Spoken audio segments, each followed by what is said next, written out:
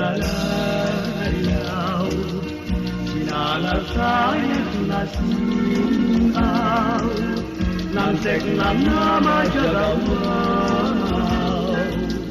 kadi-kadikat mandiupaw, hindi man tadasanggasan, kabaling naging sukat, ngemurayan alusat sa empalit para luluwat sa bulalayaw ngayon. Sang-sangin at bilisisiyang inarasin natin naruan, napiyas mararasan nautput nga'y natulinatan, sa kita ay malagisi,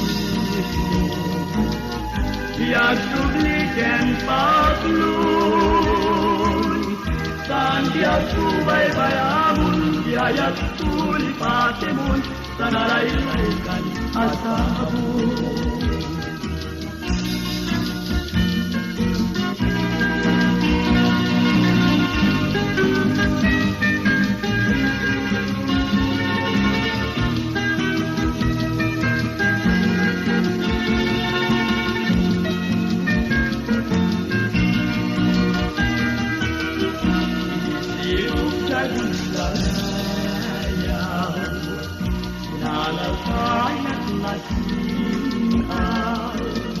Nang seklam na magyagawaw, kadi-kadikat mandiupaw, hindi man tadagsanggasan, sabayin naging sukat, ngemurayan anusat sa empalit panagluluwat sa bulalayaw ngayon. Sang-sangin at bisisinan,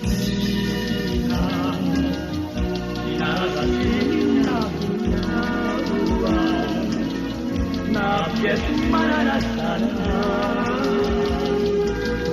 naupot nga'y nakulitan, sa kita ay malagisi, yagsubliken patlun, saan diag subay-bayamun, diayag tulipatemun, sa nalaylaikan asabun.